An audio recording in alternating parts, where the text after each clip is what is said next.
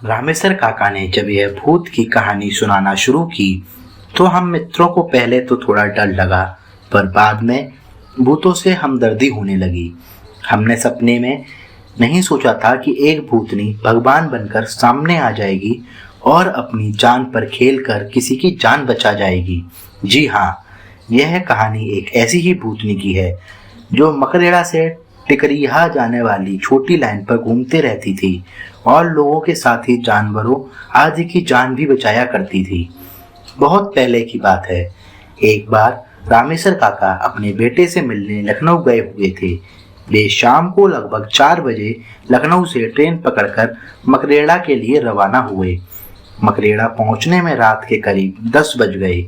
मकरेड़ा पहुंचने के बाद उन्होंने सोचा कि शायद इस समय टिकरिया जाने के लिए कोई गाड़ी मिल जाए। टिकरिया और मकरेड़ा के बीच मात्र 6-7 किलोमीटर की दूरी थी और इस रूट पर 1-2 पैसेंजर गाड़ियां चला करती थीं। पर मकरेड़ा से टिकरिया होकर आगे जाने वाली रात वाली पैसेंजर निकल चुकी थी। अब रामेश्वर काका क्या करें? पहले तो उन्होंने वह रात स्टेशन पर ही गुजारने की सोची, फिर पता नहीं उन्हें क्या सूझा कि अपना झोला झंडा उठाए और रेल की पटरी पकड़कर मकरेड़ा से टिकरिया की ओर चल दिए। टिकरिया स्टेशन से थोड़ी ही दूर पर उन्होंने एक झोंपड़ी डाल रखी थी और उसी में चाय पकौड़े आदि बेचा करते थे। रामेश्वर काका निडर होकर तेजी से पटरी के किनारे किनारे आगे बढ़े चले जा रहे थे। उन्हें तो देर सवेर पैदल ही पटरियों से होकर इधर उधर जाने की आदत थी। उस काली रात में भी वे तेजी से ऐसे बढ़ते चले जा रहे थे जैसे दिन का प्रकाश हो। अभी रामेश्वर काका लगभग 1 किलोमीटर ही बड़े होंगे, तभी उन्हें पटरी के बीच एक बकरी मेमियाती हुई नजर आई। उन्होंने पास जाकर देखा तो एक बकरी जिसके गले में पगहा बंधा हुआ था, वह पगहा पटरी के बीच में फंस गया था। पहले तो रामेश्वर काका के दिमाग में यह बात आई कि आखिर इतनी रात को यह बकरी यहाँ कैसे आई और अगर कोई लेकर आया था तो इसे छोड़कर क्यों चला गया।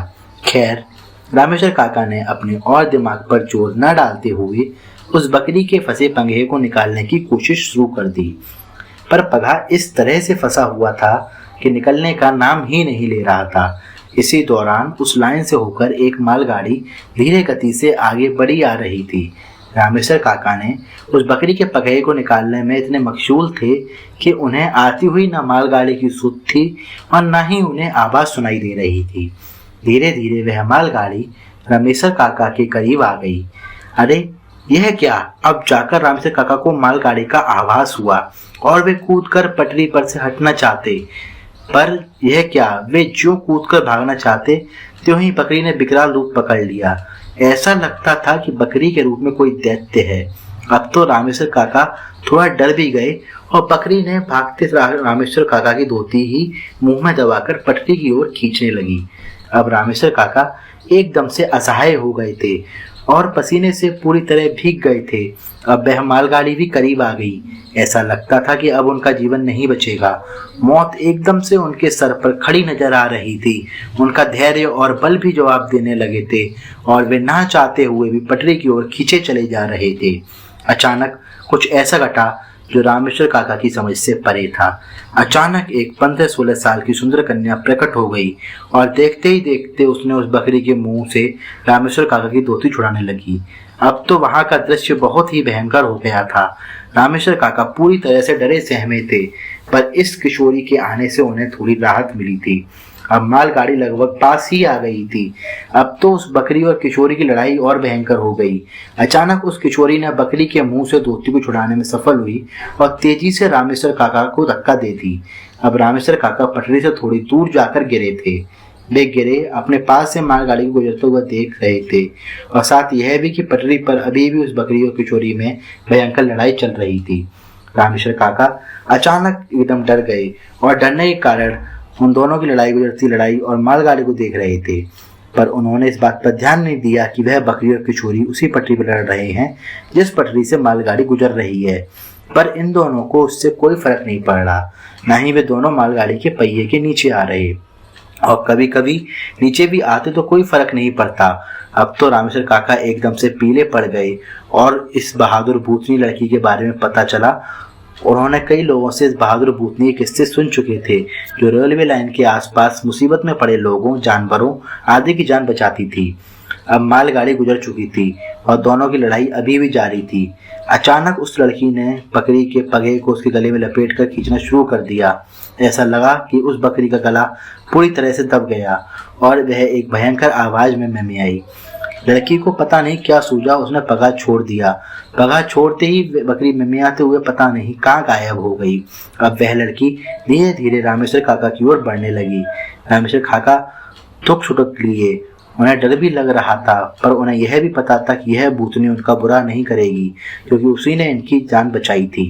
रामेश्वर काका उठकर बैठे और लड़की ने हाथ देकर रामेश्वर काका को उठाया और उनके झोले को लाकर दे दिया। अब रामेश्वर काका थोड़ा सहज हो गए। उन्होंने लड़की से पूछा कि बेटी तू कौन है और इतनी रात को इस सुनसान जगह पर क्यों घूम रही है? लड़की पहले थोड़ी सिसकी, फिर बोली, काका 5-7 साल पहले अपने माता पिता के साथ इस पटरी के किनारे एक मड़ई में रहती थी। मेरे माता पिता छोटा मोटा काम करके गुजारते थे। मैं बकरी चराने का काम करती थी। अचानक मेरी इसी बकरी का पैर पटरी में फंस गया। तभी एक ट्रेन भी आ गई। मैंने उसे बचाने की कोशिश की। इस कोशिश में बकरी के साथ मैं भी भगवान को प्यारी हो गई। यह कहकर वह रोने लगी। रामेश्वर काका की हिम्मत थोड़ी बढ़ी। उन्होंने प्रेम से किशोरी के सर पर हाथ रख दिया। किशोरी थोड़ी शांत हुई। कुछ देर चुप्पी छाई रही। फिर रामेश्वर काका ने पूछा कि बेटी बकरी मुझे मारना क्यों चाहती थी? इस पर किशोरी ने कहा कि दरअसल उस बकरी को लगता है कि उसकी जान ड्राइवर ने ले ली थी। उसके बाद से वह हमेशा इंसान को मारने की कोशिश करती है, जबकि मैं उसे बार बार समझाने की कोशिश करती हूँ कि उसकी और मेरी मौत उस ड्राइवर की वजह से नहीं, बल्कि बकरी की गलती से हुई थी। वह भी यह किसी कीमत पर मानने को तैयार नहीं है। बात करते करते काका और किशोरी के साथ टिकरिया स्टेशन के पास पहुंच गए। लड़की ने कहा कि काका अब आप चले जाइए, मैं इसके आगे नहीं आ सकती। पर रामेश्वर काका ने उससे कहा कि बेटी तू बहुत अच्छी है और मैं चाहता हूँ कि तू भी मेरे घर चले, मेरी बेटी जैसी रहे। काका की इन बातों को सुनकर वह किशोरी थोड़ी भावुक हो गई, पर ऐसा नहीं हो सकता था कहकर जाने लगी। रामेश्वर काका की बात माने तो वह किशोरी बराबर रामेश्वर काका को दिख जाती थी और कभी कभी उन दोनों में बातें भी होती थी। एक दिन रामेश्वर काका ने उसकी आत्मा की शांति के लिए एक छोटा सा अनुष्ठान कराया। इसके बाद कहते हैं कि वह किशोरी कभी नहीं दिखी। शायद उसकी आत्मा को मुक्ति मिल चुकी थी। जय हो दोस्तों।